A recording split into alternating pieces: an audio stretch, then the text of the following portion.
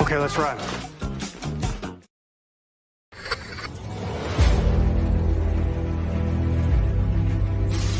Your mission, should you choose to accept it.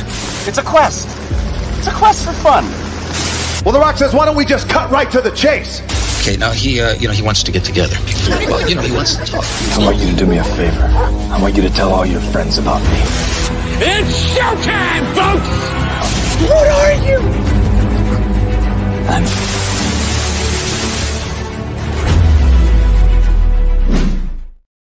Greetings, salutations. This is And I Quote, a weekly show where we introduce to some of the best creators from all over the world, and we find out more about them by taking your questions. I am your host, Ryan of And I Quote channel, and our guest on this episode is someone who is very awesome-tacular, and she's excited to be here and to talk about Jammingers and Overture of Gold and Silver. Please welcome the Gold Ranger herself, Ray. No, it's not Ray. It's Courtney. Courtney is here. Hello, Courtney, my dear. How are you? I'm good, Ryan. How are you? Oh, we're fine. We're all fine here. No, thank you. How are you? Anyway, that's another line from another property we've been quoting in the green room since before the show started. But we're happy that you're here. We're also happy that you are here who may be watching or listening to this program right now. So do yourself a favor. Don't forget to like and share this video with your closest friends if you're watching us live on the replay. Thank you so much for doing so. If you have any questions for Courtney, let us know in the comments. Let us know in the chat. Be more than happy to take those as they come in, respectively. Now, outside of that, Courtney, I'm just curious. Do you have any favorite TV series, past or present? Oh, that's such a loaded question. I have so many. It's okay. We'll be here all night. Yeah, we could be. Definitely favorite currently. I'm a huge fan of The Bear. I think it's some of the best writing on television, some of the best acting. Io Debris, like, I am fascinated by what she does. And yeah, 2025, my favorite show was Adolescence, a hard watch, but incredible. And every episode was shot entirely in one take. And I think doing an hour-long episode, let alone 4 of them in that way, is just like mind-blowing. Oh, that's awesome. I gotcha. I've heard of The Bear. I just haven't seen it yet. I've heard good things about it, though, in the last little while. So probably have to add that to my, what do you call it, watch list. It's like 6 miles deep. It's pretty bad. Sorry, guys. There's a lot of shows I've missed out on. No, there's so many. It's hard to keep up. We do our best. Catalog. Yeah, it's an endless catalog. I will also say Paradise. Especially, like, I actually enjoyed season 2 more than I enjoyed season 1. And I enjoyed season 1, but I thought season 2 was even better. Highly recommend that. The Pit is doing amazing things for the industry and television itself. I recently watched True Detective season 1 for the first time and thought that was great. And so that's an older show that was new to me. And yeah, happy to take any recommendations from what I should add to my watch list. Oh boy. Like I said, folks, we could be here all night. So here's Ryan. This is my favorite show of all time, Smallville. Smallville is the granddaddy of them all for me. So if you haven't seen Smallville, it's on Disney Plus / Hulu. # not a sponsor of this show, but it's there. All 10 seasons. Yes, I know 10 seasons is a plethora, but it is the longest running comic book television, superhero series. It was so great. I at least watched 3 or 4 growing up. I think I fell out of it and it was not as accessible as streaming is now. So big fan. It's awesome sauce. So that's one show I'd recommend to you. Another one is Parenthood with Lauren Graham. Saw that. Yep, watched it all. That was gosh, so it's one good. of the best. Something that's similar to that though, same producer, same executive producers and whatnot. Friday Night Lights, that was a good show too. Amazing. Yeah, Clear Eyes. And I grew up in Texas, so really? Yeah, clear eyes, full heart, can't lose. That's right. See, she remembers the quote, ladies and gentlemen. She remembers Coach Chandler's quote. Fantastic. That was a great show. For sure. I'm trying to think of another one I really enjoyed. Well, I don't know if the finale actually inspired us when we were writing our 6th episode. So I really enjoyed how in the final episode of Friday Night Lights, so much is said without any dialogue. And so, yeah, I was just like captivated by like it is telling this complete story and no one is saying a single word, but there's all these interactions happening. So really impactful and overall the season. And like Michael B. Jordan getting his like was one of his first things, and now he's an Oscar winner. So I agree, it is a great show.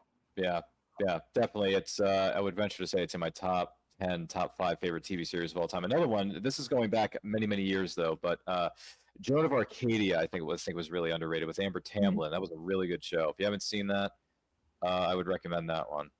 Cool. Yeah, Joan of Arcadia is about, just to give everyone a quick synopsis here, because I don't want to make this show all about me. It's about Courtney, not me.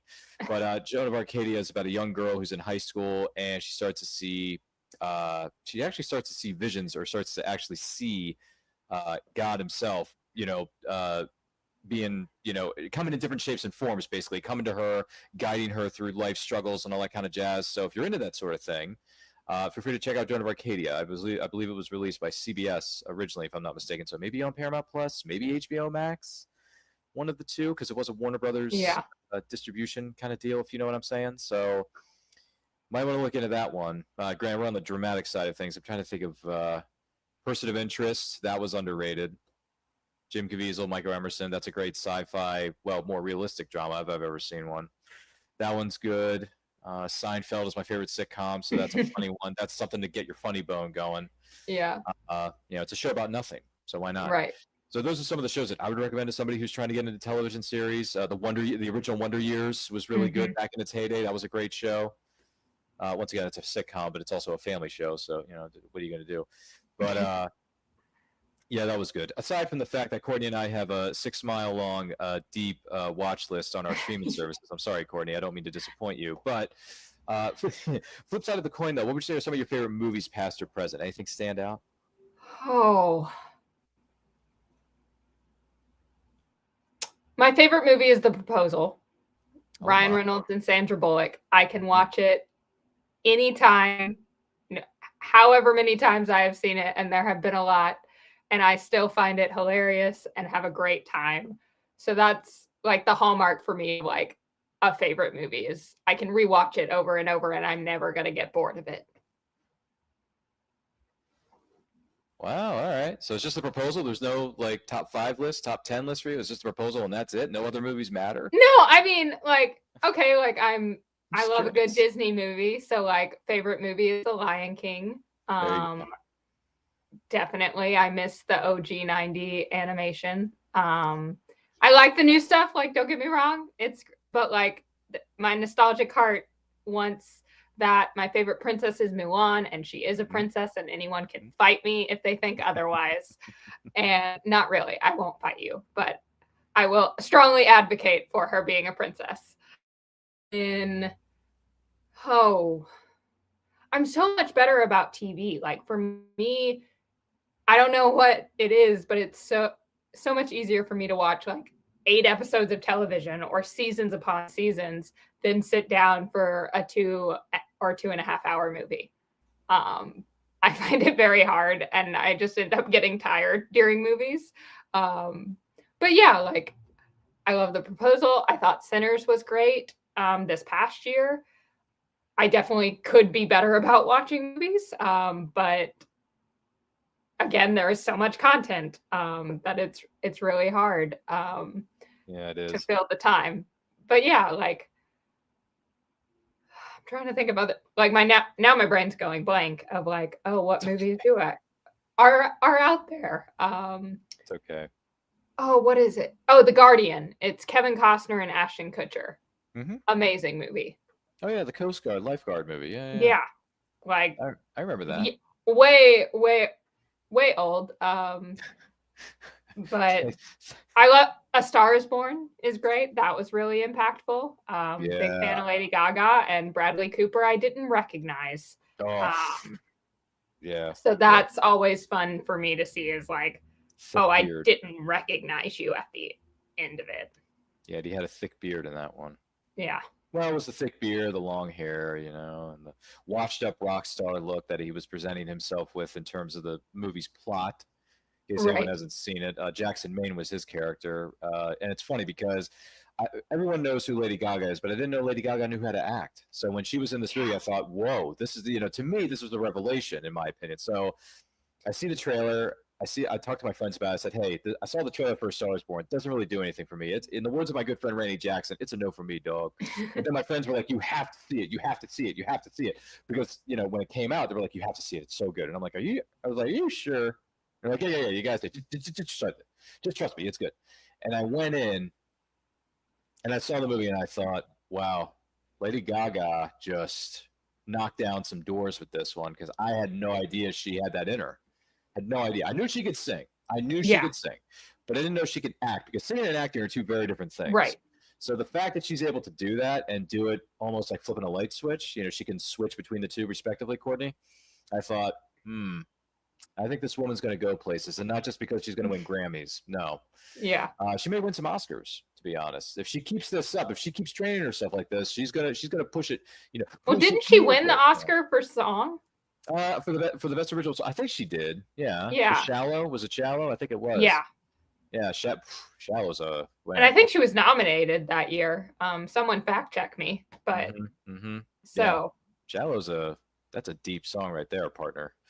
The one that always gets me, and I've actually sung this song at karaoke. I don't know if you like to do karaoke or not, but the song "Maybe It's Time" that Bradley Cooper sings was in the movie. Do you remember that one? Yeah. Yeah, I sing that at karaoke a few times a year.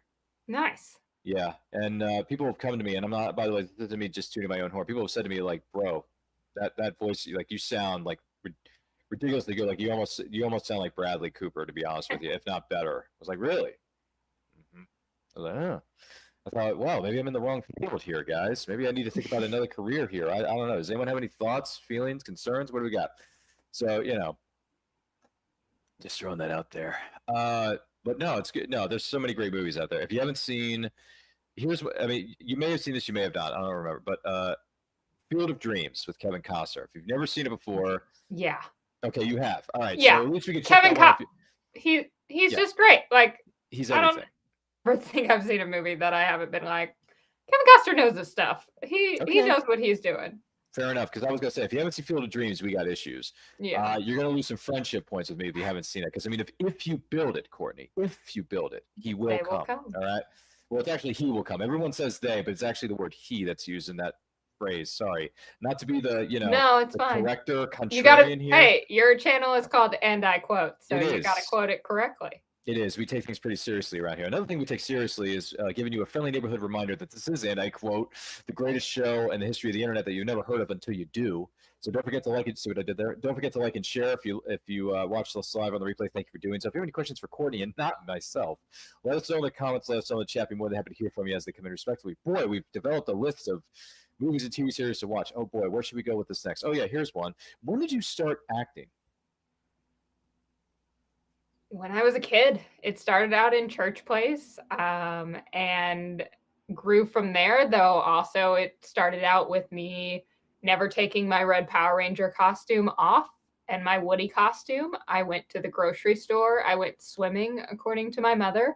And yeah, so early signs I was going to be an actor. And then from there, did it throughout middle school, high school, into college, and then grad school as well. It's always been a part of my life and where I feel at home and welcome in the community, in the artistic community. And yeah, I love telling stories, and I love being able to be with a character and figure out who they are and what they're about, and navigate what their experiences are.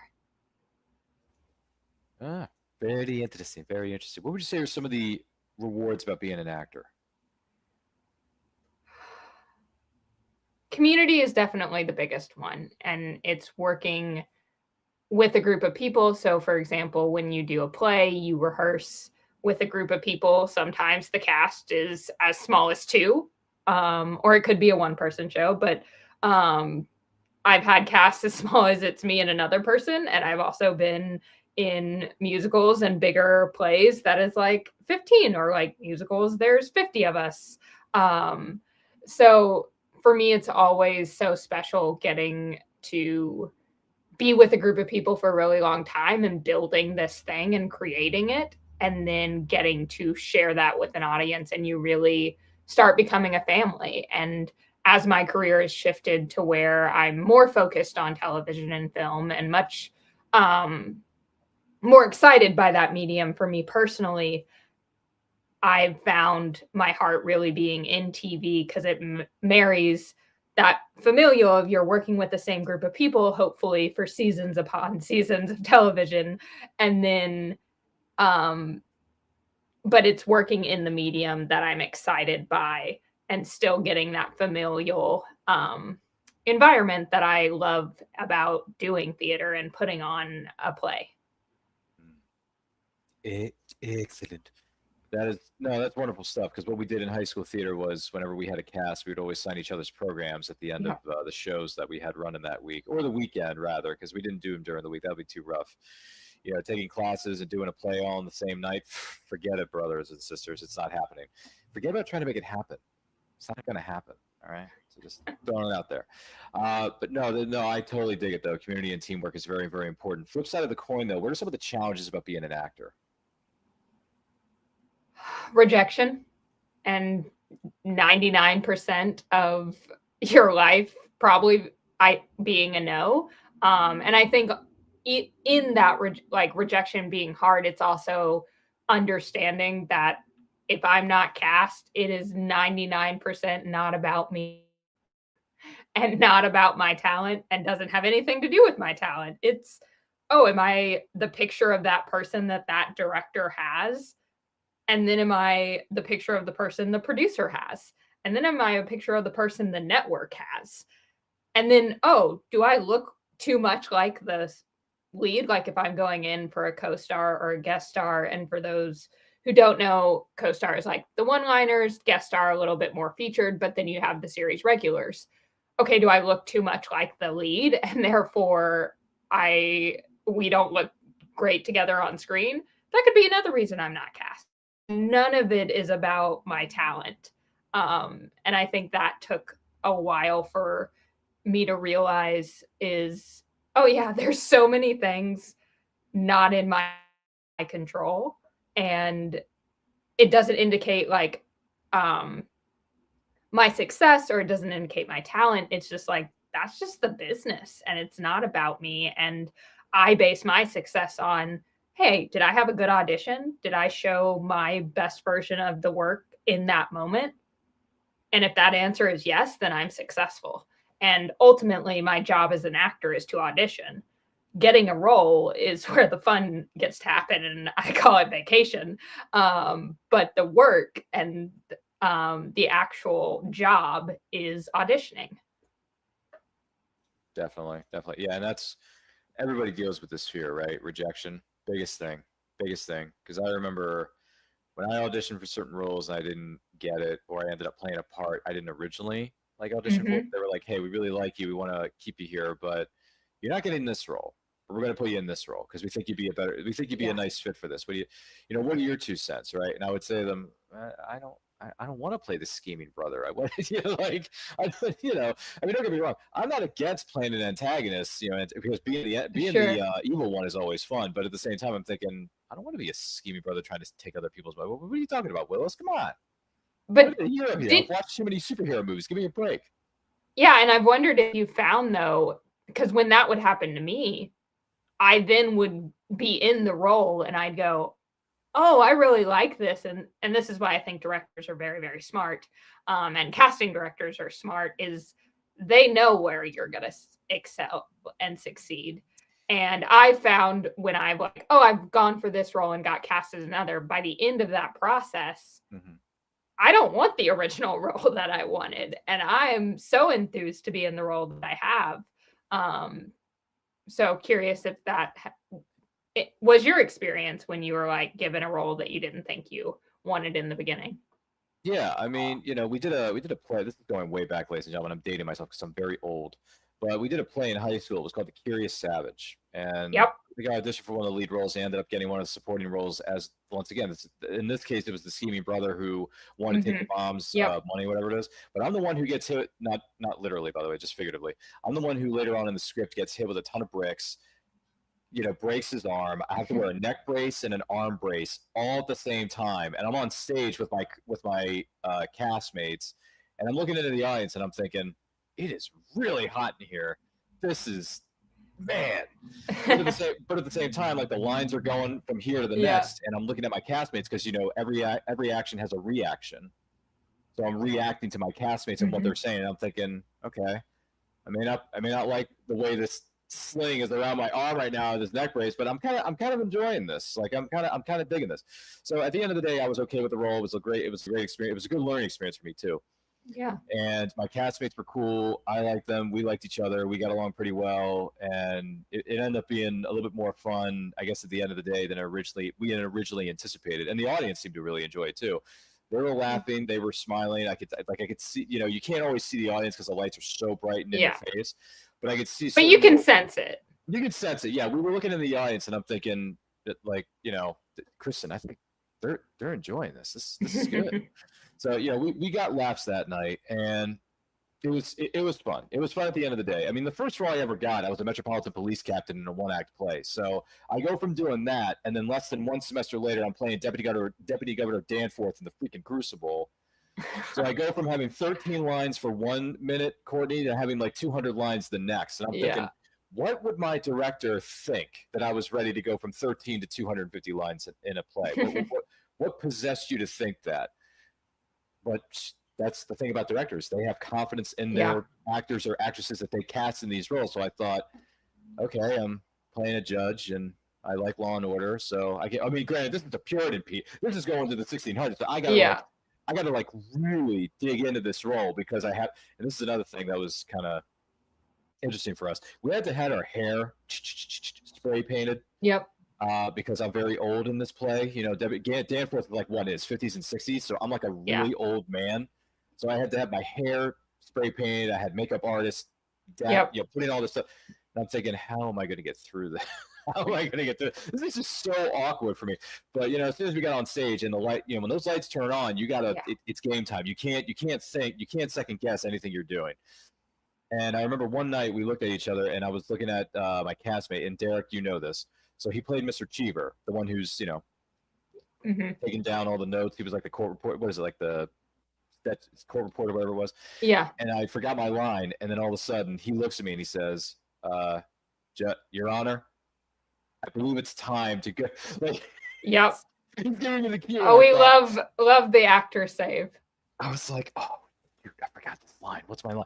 And then he helps me usher it in. And I thought, okay, I know where we are. I'm thinking of the pages in my head here. And then I look at it and I say, Mr. Cheever, report this testimony in all exactness. And I'm like, oh, okay, I got it. Let's go. Like, let's pretend this didn't happen. Let's just keep going.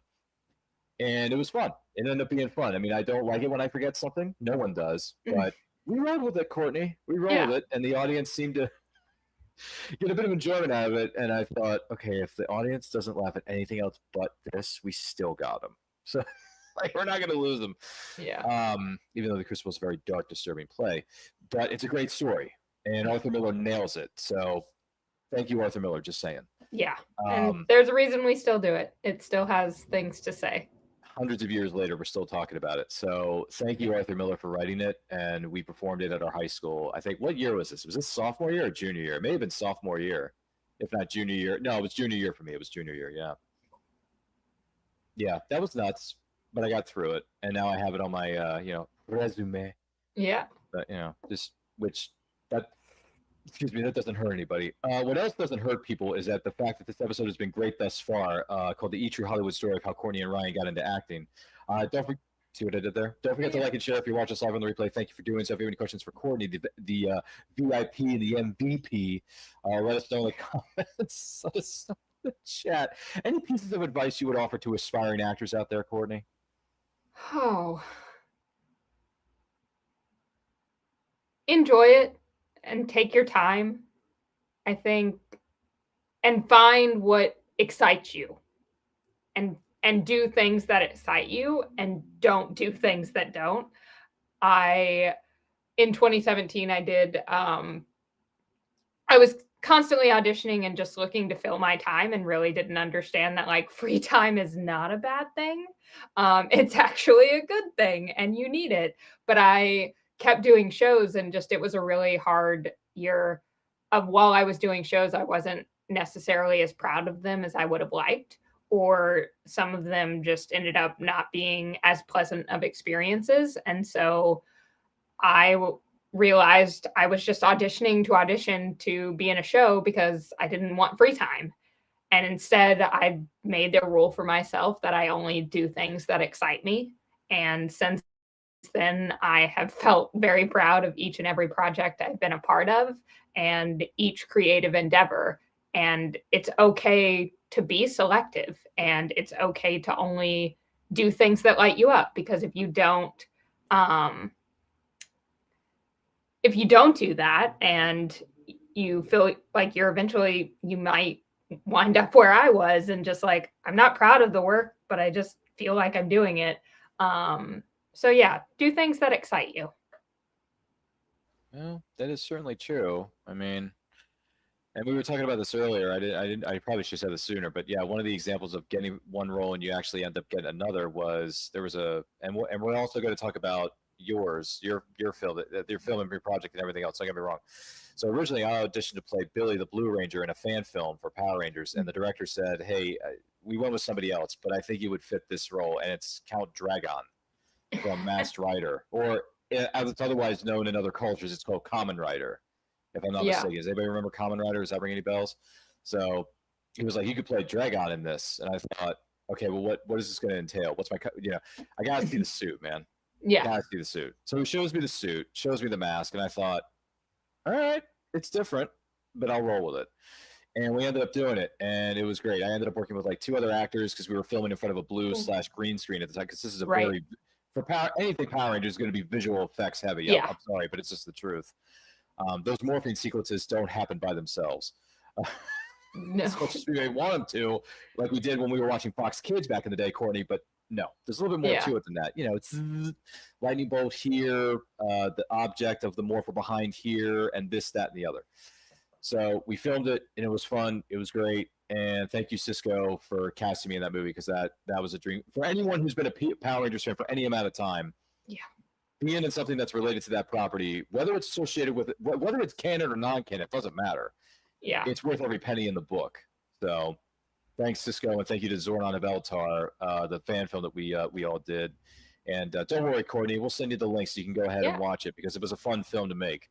And for me, I was just a very small part of it. But as Shakespeare said, there are no small parts, only small actors. So isn't that what Shakespeare said? Think of what it was. I think that's what Shakespeare was. It Shakespeare? Maybe it's somebody else. I don't remember. But anyway, sorry. But aside from that, let's dive into this here, because now you got me curious. Yeah. So Jammingers, an Overture of Gold and Silver. For someone who's unfamiliar with this project, what exactly is Jammingers, and how did this come about for you and your team? Yeah, so Jammingers, an Overture of Gold and Silver is an exclusively licensed original television series that follows a team of music-focused superheroes who are defending the universe, music, and sound from the forces of evil of Master Decibel. Interesting. Very different from some of the other things we've seen over the years in terms of, loosely adapting or paying homage to the, the PRs, Power Rangers, not public relations, but Power Rangers property. Well, yeah, and it's heavily inspired by Power Rangers Super Sentai. To the genres, we are doing our best to pay homage to that and honor it. And then also, when we were developing, and something I look for in the things I like to watch and be in, is stories that are about characters and relationships and their dynamic with each other. And that's not something, now looking back at as an adult on Power Rangers, was the case. And especially like in Mighty Morphin, where it was archetypes and they're not really acting, and it's Monster of the Week, and I'm not knocking it. It has a obviously special place in my heart. But I do want more for characters, and I do want a more like storyline. And so something we're doing with Jammingers and Overture of Gold and Silver is to push those boundaries and to elevate the fandom in a way that you are going to care about these characters as people, and you're going to be invested in their stories and their relationships to each other. And yes, we'll have the fights and the camp and the stunts and the morphs or the transformations. They're not morphs, copyright. But yeah, we're going to have all that fans know and love. And equally, we are going to make a narrative story. And also an intention of ours is to be as accessible that you don't have to have watched Power Rangers. Would I say you might, I hesitate to say get more, but like you're going to maybe notice more and be like, oh, this is an homage, or like, I recognize this shot. And that's all intentional. But if you've never seen an episode of Power Rangers, you're going to be able to enjoy our show, because at the end of the day, it is superheroes and it is good versus evil. And so making sure that we stay accessible so that anyone can watch it, and of any age as well, because we really also tried to make sure that like kids and adults are able to take something from our show. Well, that just sounds, in the words of the 90s, more phenomenal. It really does. No, seriously, it does. And not to give too much away, because you can watch episode 1. It is available on the YouTube channel, which is linked in the description of this episode down below, and all that jazz. It's very unique about what you and your team have done, and I enjoyed it. I'm curious to see where it goes, because it left, obviously it left it wide open. It could go in a million different directions, and the cast seems to really be doing a really good job. And it's different to see, we got Maestro and all these different kinds of things, and you're at a party and you got all these fancy outfits, and I'm thinking, back in the day, the originals never did this, or they hardly ever put on nice clothes and go to parties and have it look nice and fancy, and try to get to know each other a little bit better. It's just that hardly ever happens, because the Power Rangers, like it was Monster of the Week. It was let's have a cold open. Bull and Skulk come in and do a master class in clowning, which shout out to them. And if you need clowning training, go watch many episodes of that. And then they're like, oh, monster, fight monster. Here's the Zord in the episode. And every episode had that same formula. And again, I grew up watching it. I love it. But in terms of what I really am captivated by in the media that I watch is character development and narrative storytelling. And so how that kind of spiraled into Overture is, okay, how do we honor and how do we elevate? Yeah. How do we change the game and raise the stakes? Yeah. Which I how do we know the rules and understand the rules, or the tone and the style and the genre? And then how do we decide to maybe break some of those rules? Yeah, you actually kind of scurry towards the catchphrase I was going to use. Rules are made to be broken, so just break them. You know what I mean? Yeah. It's just one of those ordeals. I'm just curious though. Is Mighty Morphin in fact your favorite season overall of the series of Power Rangers, or do you have another favorite or do you have a favorite season that stands above that? It's Power Rangers in space. Oh, yeah. Well then if you ever get a chance, you should join us for an episode of what is known as, just to give everyone a quick plug here. What do we do? No, shameless plugs. Well, it's all shameless what we do here in the studio, Courtney, so bear with me. But it is called Talent Crew.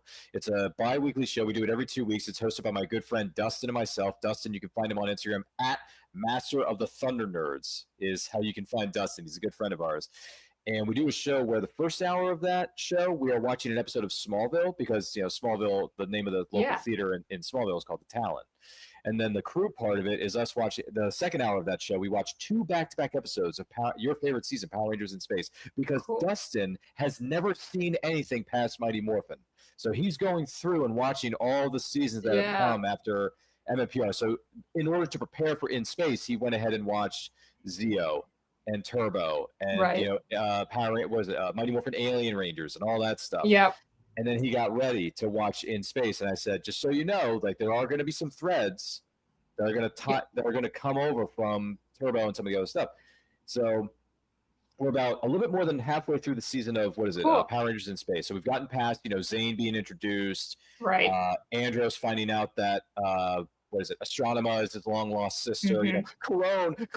You know what I'm saying? Corone. And Corone, where are you? Sorry. It's just dramatic. And we're getting into where they're getting closer to finding Zordon, but then Dark Special kind of pulls the rug from underneath them a little bit.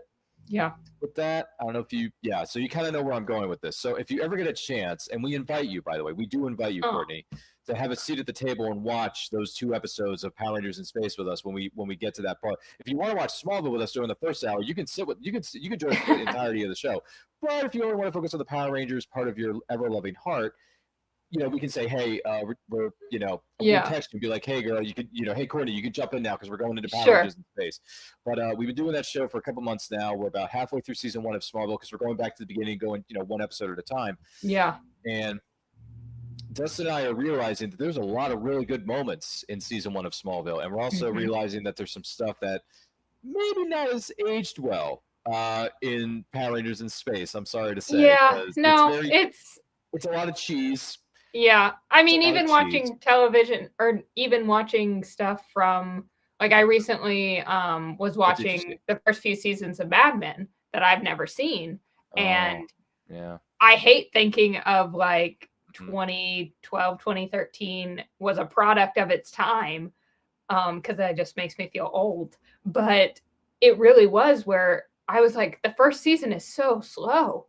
And I'm just like, but they had 13 seasons, so they could afford to go slower in that. Whereas now you're lucky if you get 8, most are 6. Like The Pit getting 15 on a streamer is just ridiculous, and it's wonderful, but it is not the norm.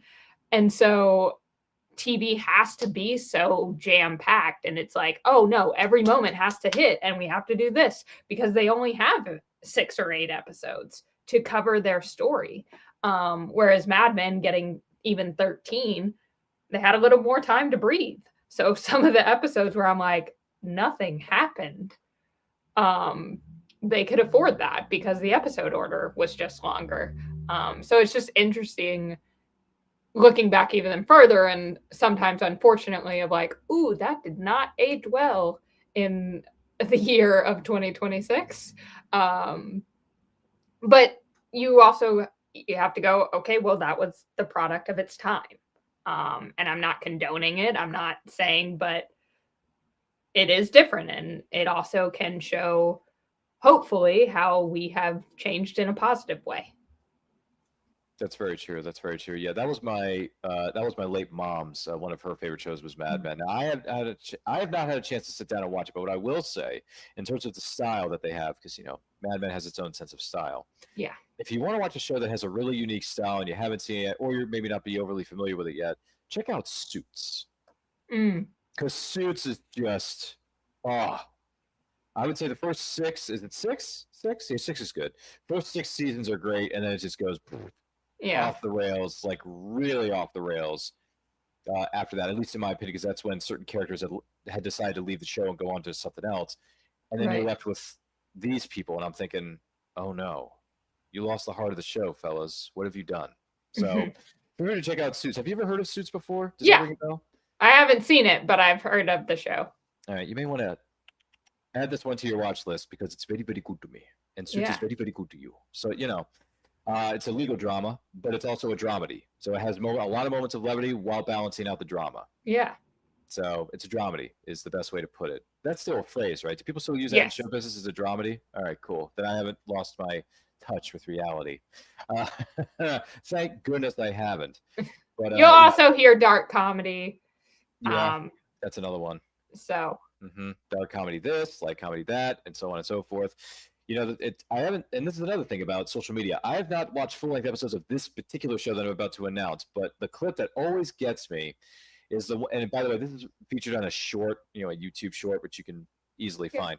Obviously, don't go and do that. No, you do whatever you like. No, we can't condone anything in this. No, we can't live live. It's live. Sorry, that's Ted Lasso. But anyway, that clip is just so hilarious. I can't help but laugh at that. It's just one of those things. But no, but in all sincerity, though, congratulations on Jammingers and Overture of Gold and Silver. First episode's great. If you haven't seen it, please check it out. It's worth your time. It's worth the effort. And you and your creative team have stated numerous times that you do have plans for this to move forward and continue expanding into more episodes. Maybe it'll involve different kinds of characters, maybe different kinds of Rangers somewhere down the line. I don't know. Sure, yeah. So our focus right now is definitely on telling Ray, who is the Jammin' Gold Jamminger, and Tanner, Jammin' Silver, and their journey of becoming the Jammingers under Maestro and Ella. Season 1 of Overture is 6 episodes. So the first episode, as Ryan said, is out now. And then all remaining 5 episodes, so episodes 2 through 6, are pre-production table read ready. Our focus right now is on raising funding and resources in order to be able to shoot that, with the obvious immediate focus being to make episode 2. But we are really excited to get to focus on that story. And I can't say too much, but other Jamminger colors will return. Interesting. Well, I'm just saying, if you need another Ranger, I volunteer as tribute. In the words of District 12's Katniss Everdeen, which that goes back how many years now? It's been 15 years since that film came out originally, I think, if not 14 years.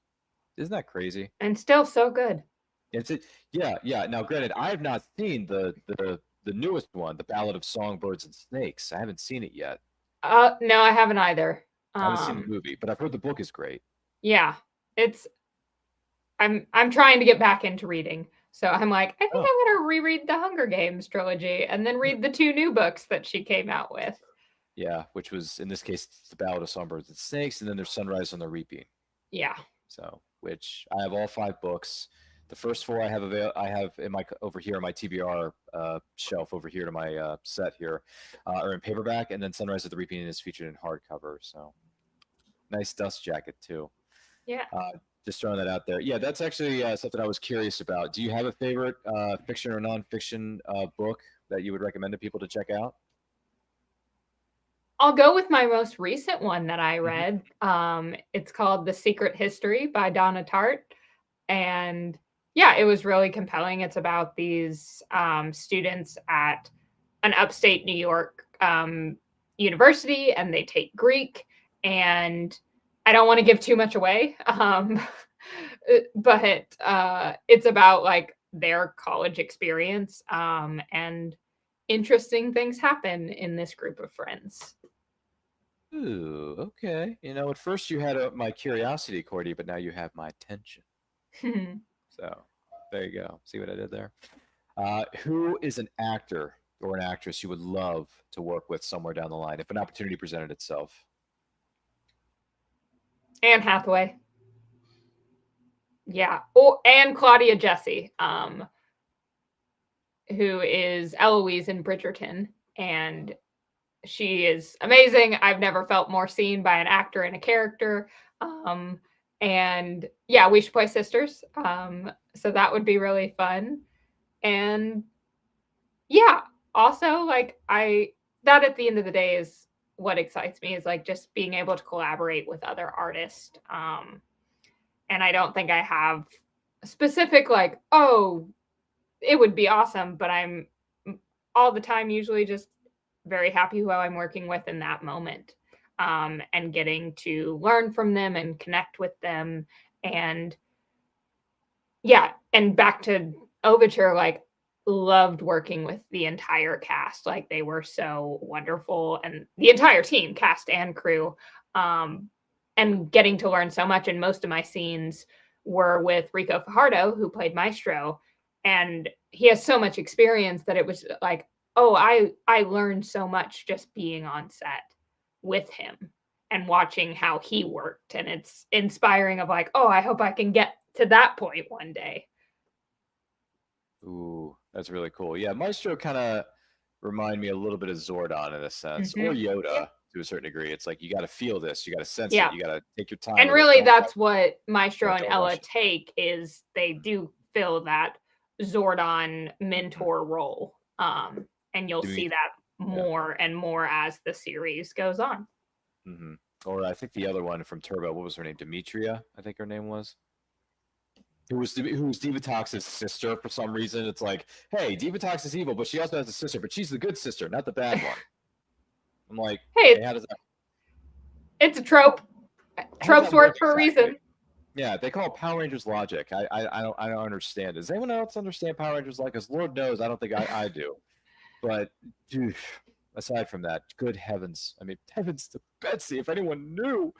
No, I get it. I get it. And it's funny that you mentioned Anne Hathaway. Have you seen? Are you gonna be there opening? What's it called? Opening weekend? Probably not opening night, but Devil Wears Prada 2 is yeah. definitely on the list. And like Princess Diaries is one of my favorite movies growing up. So like been a big fan of Anne for a long time. And yeah, I think I talked with a casting director once that like asked us like, oh, who's your favorite actor? And like she's definitely one of my favorites. And she was like, oh yeah, she always like is very specific about her projects and doesn't really do the same type of project all the time and has a wide career and variety. And I thought that was an interesting like look at her as an actor. You know, speaking of Anne Hathaway, there's a trailer that dropped early this morning. It's called Verity. It's a new movie she's going to be taking part in alongside Dakota Johnson, and I want to say Josh Hartnett is also involved. That trailer is freaky. It's very freaky. Have you seen the trailer this morning? No, I saw it like on an Instagram story, but I did not click it to like go into a deep dive yet. It's very creepy. It's 2.5. It's like 2 minutes and change, which is how long most trailers are these days. Yep. Feel free to check it out. It's creepy, and Anne Hathaway's like playing an evil, sadistic. I don't know. You know, it's funny because we've always known Anne Hathaway to be the nicey nice in Princess Diaries, et cetera, et cetera. But when you see her in other roles, like she played a bit of a badass as Catwoman in The Dark Knight Rises, which to me is an underrated comic book movie. I don't know if anyone else agrees with me on that, but it is underrated. And then seeing her taking on these darker, more mature roles. I mean, most actors do that anyway. You know, it comes with time. It just comes with time. Yeah. But to see Anne do these kind of creepy, evil, kind of twisting the words, I'm thinking, you've come a long way since Princess Diaries, have you, Anne? Goodness gracious, I've never seen you like this. It's creeping me out, but I respect it because you're showing your range as an actress. Yeah. So I get that. And that's the interesting thing because there's plenty of actors that, and like I'm not knocking them. I am all for if you got a niche and you fill it, and that is every role you play is that specific type, and you can make a whole career. Great.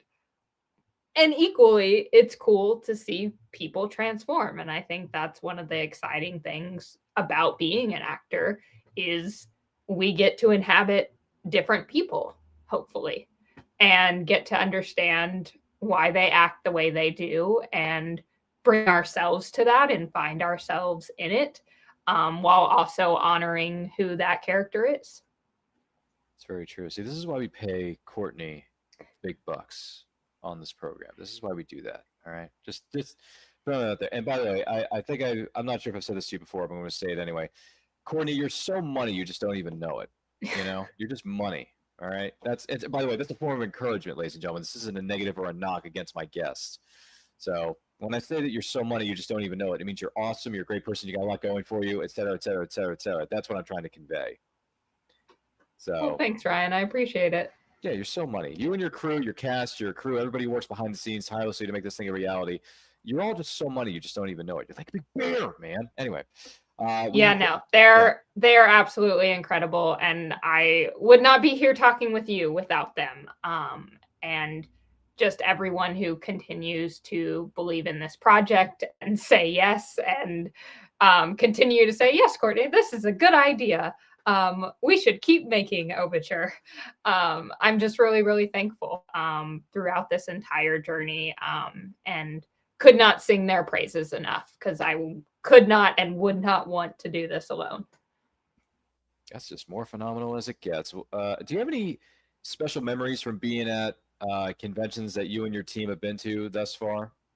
Yeah, I mean, Go Ranger Station was our first convention for Overture, and it was just such a warm welcome. Lady J had such an enormous amount of hospitality, and the entire event, getting to meet people and share our project, our panel, and getting the excitement and the affirmation of like, oh yeah, I watched it and it was really cool, and because we released it online, you don't always get like the first hand or even or second hand experience of hearing what people think. And that's always exciting to me, whether you like it or not. I'm interested in what you took away from it. And so having those conversations and getting to connect with so many people was really exciting. And we're really looking forward to conventions ahead and further connecting, and ultimately it's sharing this story and sharing it with as many people as possible. Yeah, that's really cool. So my final question to that is, are we going to see you guys back again for Go Ranger Station next year? We're going to see you at season 6, as it's going to be titled. Absolutely. Well, that's good. That means we can all hang out together and just chill and talk Power Rangers, or talk Jammingers, or talk both. I don't know. I mean, yeah, talk that. Maybe we could talk about some of the shows we've caught up on since the last time we sat down and had a conversation. I don't know, because like you said, you're more used to binge watching that television series than you are sitting down to watch a simple a potentially 2-hour movie. It's funny because my students, because I teach a class on Monday nights, I said to my students, I said, who here has watched Star Wars? And 2 of them didn't raise their hands. I said, okay, why haven't you seen it? They're like, well, I don't know if I can watch a 3-hour, 2.5-hour movie. I'm like, excuse me? It is not 2.5 hours, first of all. Second of all, if you're going to watch Star Wars, start with the original trilogy. All right? Watch you got to go 4, 5, 6, 1, 2, 3. Yeah, you got it. Yeah. There's a specific thing here. By the way, Brian, is it Buchanan? Am I saying his name right? He says, let's jam, says Brian Buchanan. Friend of yours, I'm assuming? Yeah. I figured. Good to see you, Brian. Hope everything's well in your neck of the woods. And Brian also co-wrote the first episode. He co-wrote episode 5, and he was the composer and music editor of all the music in episode 1. Hey, so in other words, you're the music man. That's cool. Yeah. I dig it. That's that. In the words of this 80s sitcom, that's dynamite. Anyway, sorry, I'm dating. Boy, I'm really dating myself with that one, Courtney. I'm so sorry to make us feel any younger than we already are. But still, no, that's cool. That's really cool. Yeah, and it's funny too, because Power Rangers has been around for 33 years, and yet PMC Power Morphicon is the one that gets all the press. But here's the problem with that. That's on the West Coast, 3,500 miles away.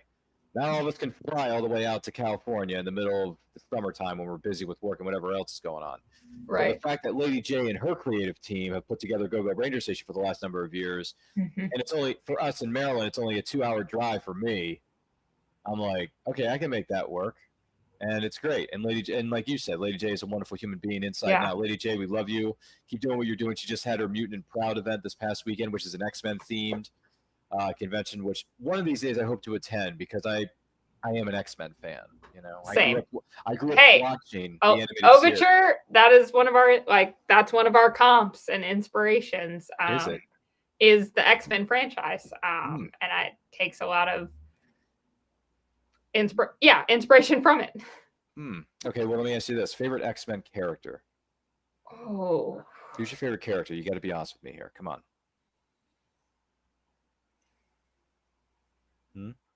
That's a hard question. And I don't know. I know growing up, it was like, oh, I like Cyclops. Oh, I like Iceman. I'm actually a fan of the third X-Men movie. I know that's a hot topic and probably not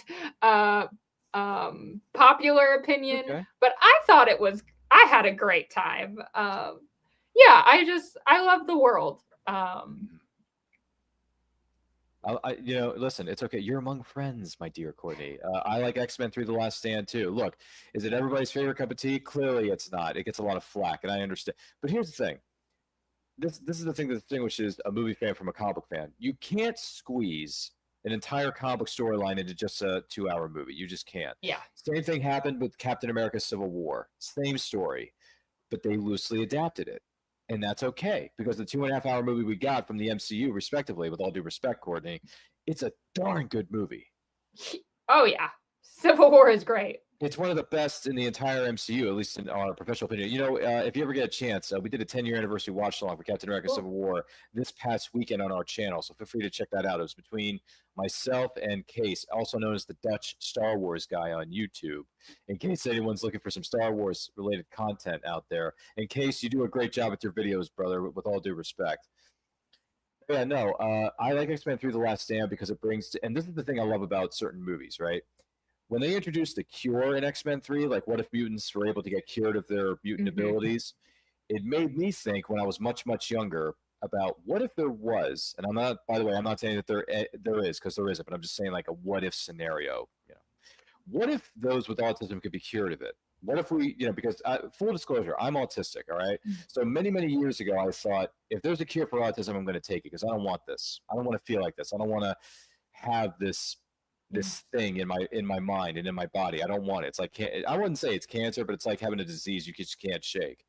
But with the X-Men franchise and other properties too that have similar themes, X-Men helped me realize it's okay to be autistic. It's okay to be different, because without my autism, I wouldn't have the sharp mind for remembering movie quotes and movie facts that I do now. I mean, you know, another example of that is I wouldn't be able to remember, you know, certain things that help keep me organized day in and day out. So yeah, you know, with X-Men, it's okay to be different, guys. I mean, in the first movie, do you remember because in the first movie, one of the first things we see is the Senate hearing.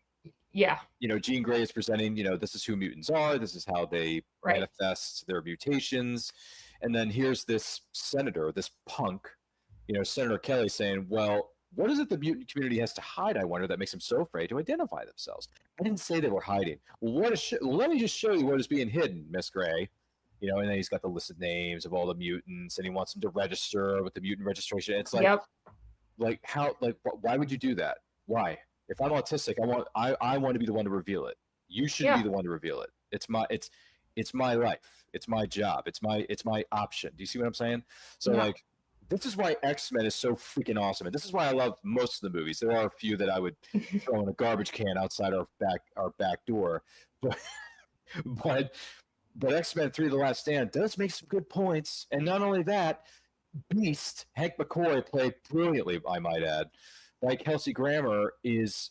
Who would have thought that Fraser Crane could play Dr. Hank McCoy? Who'd have thought, Courtney? Who'd have thought? Yeah. I think a similar of Mark Ruffalo being the Hulk. Mm-hmm. Who would have thought? I know, because I remember him from Just Like Heaven with Reese Witherspoon, you know, but now he's doing, you know, he's been doing rom-coms early on in his career, which a lot of actors do. It's okay. Hey, I love a rom-com. You like rom-com? Well, let me ask you this. What's one of your, did you say you like The Proposal, which we established that, but is there another rom-com that you can see yourself in rewatching a little bit? You know, kind of like The Proposal? Kind of like that? It's because you asked me that my mind goes blank of like all the rom-coms that I would rewatch. I can tell you one I hate. Okay. Flip side of the coin, yeah. Yeah. Something Borrowed. I got so angry in that movie, and I was so upset because it did not end the way I thought it should end. Which is not a credit on the movie. It is more probably my own personal problem of thinking my way is right.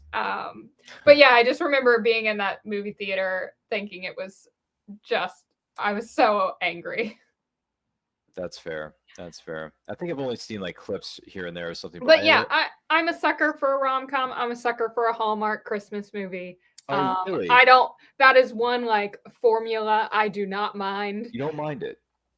No, selfishly, like it is a guilty pleasure.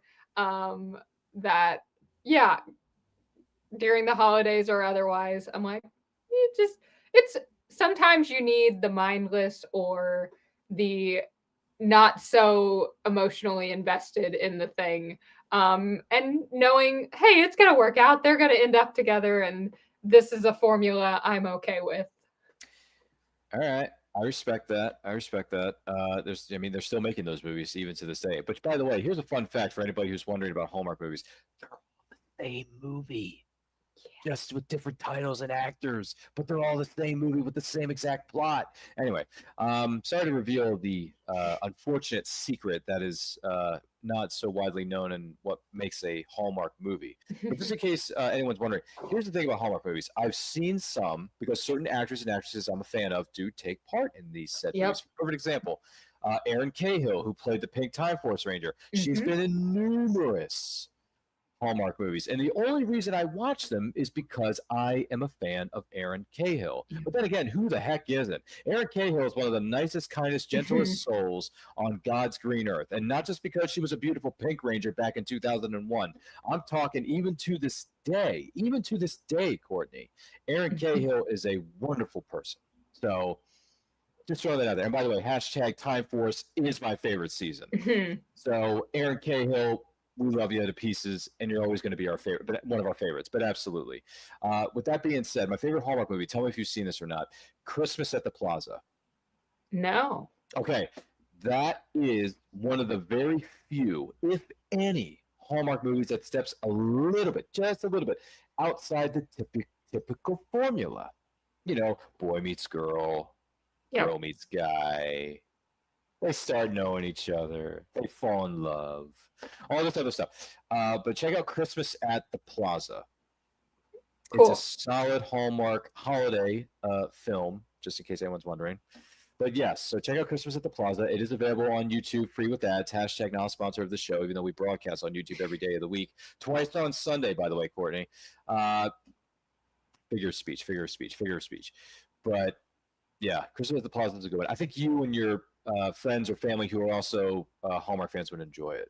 Cool. Yeah. So feel free to add that to my never-ending list that eventually maybe I'll check something off one day. Just watch it. It's only 90 minutes. Well, every Hallmark movie is 90 minutes without commercials. It's not 80 minutes. You know what I mean? It's just, I don't know. Where was I going with that? Oh yeah. Certain Hallmark movies can work, and then X-Men movies are fantastic. So my favorite X-Men movie, though, is Days of Future Past. That's my favorite. Yeah. That's my favorite. I mean, the fact that they were able to take two different casts from two different generations of X-Men and mash them into one movie, that's like capturing lightning in a bottle. Yeah. You know? At least in my opinion. I don't know. By the way, there are two cuts of X-Men Days of Future Past. There's the original theatrical cut, and there's what is known as the Rogue cut, which has about 15 to 20 minutes of extended footage that had to be cut out from the movie. So if you haven't seen the Rogue cut, I would strongly recommend that you check it out. I believe it's available on physical media, so may have to bite the bullet and buy the Blu-ray edition of it. But it is worth it, Courtney. It is worth it. You know, just that's awesome. I'm just learned something new. Thank you for just filling me with so much back knowledge, Brian. It's what happens when you watch too many movies and TV shows. Your brain cells get destroyed. But yeah, your memory still is able to retain certain things that come up during conversations. I don't know why, but heavens to Betsy. Well, I'll tell you what. This has been a stellar, if I do say so myself, episode of Anti-Court. I want to take this opportunity to say thank you to Courtney Mentzel for being our guest on this week's episode. Courtney, you are a wonderful person, and we wish you and your creative team behind Jammingers and Overture of Gold and Silver all the best moving forward within your next endeavors and your next episodes you want to film and piece together and all that kind of jazziness. Now, so much to know more about you or the projects that you're working on. Where can they follow you? Yeah, you can follow us at Jammingers Overture on Instagram, TikTok, Facebook, YouTube. We are all over. If you search it, you will find us. So definitely give us a follow. And also, if you decide to watch episode 1, would love to hear what you think. So leave us a comment or send us an email at jammingersoverture@gmail.com. And would love to hear what you take away from the episode. Excellent. Thank you so much for being here, Courtney. I'm going to talk to you here again momentarily. So stay with me. Just stay with me. My name is all that wonderful information is located in the description of this video, so don't forget to check that out. My name is Ryan. You can follow me across all forms of social media. Where I'm pointing to, where is it? And I quote channel. That's where you can follow us on Facebook, Twitch, YouTube, Instagram, the whole what do they call it? The whole enchilada. Also, if you want to check out my short story, it's called Wolf of the West. It is a straight-up Western story that got published as a part of Veritas Entertainment's Western Tales Volume 1 anthology. 16 writers with 15 different stories. If you're up for a Western or you want to introduce somebody to that genre in particular, check it out in ebook, paperback, and hardcover on Amazon. Links are in the description below and in my link tree and in our social media bios. It's available once again, paperback, ebook, hardcover. And you can also visit VeritasENT.com to check out some of the other titles that have been released by Veritas Entertainment over the last number of months, if not years, and all the wonderful things they're doing over there. Also, we're on the road to 5,000, and we have reached over 2,000 subscribers on this YouTube channel. So I want to take this opportunity to say thank you to every single one of you for helping us reach that milestone.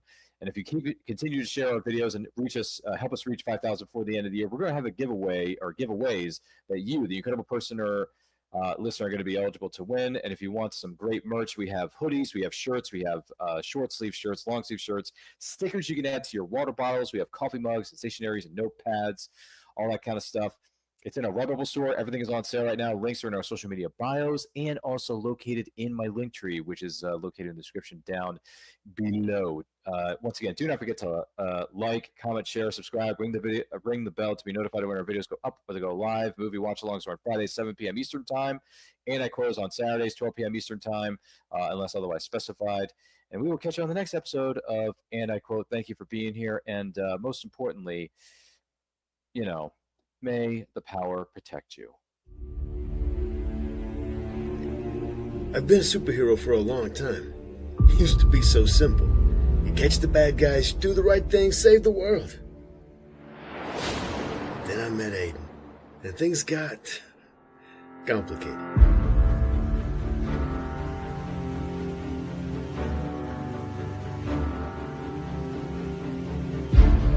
Pirates recruited me as a kid and turned me into their own personal weapon. I couldn't see any way out until I met Marty. But now we're going to burn their entire organization down if we can. Forces of Nature, Books 1 and 2, Scorcher and Thin Ice are available now wherever books are sold online. See www.kellygentner.com. Author Cindy Kep is writing on the edge. Books include Remnant in the Stars, The Loudest Actions, Lines of Succession, Mindstorm,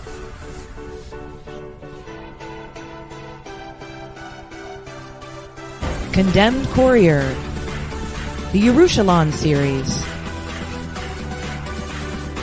and Animal Eye. Find author Cindy Kep at CKOEPP.com today. Hey guys, you're watching Ryan's channel, and I quote. New channel, I just wanted to send a special shout out that you guys will continue to embrace the nerd within. This is Tracy Lynn Cruz, in case you don't know, Ashley from Power Rangers in Space, Power Rangers Turbo. I just want to let you know, thank you so much for all of your support. Ryan's amazing, and I quote your channel, amazing. You guys keep on morphing and embrace the nerd within.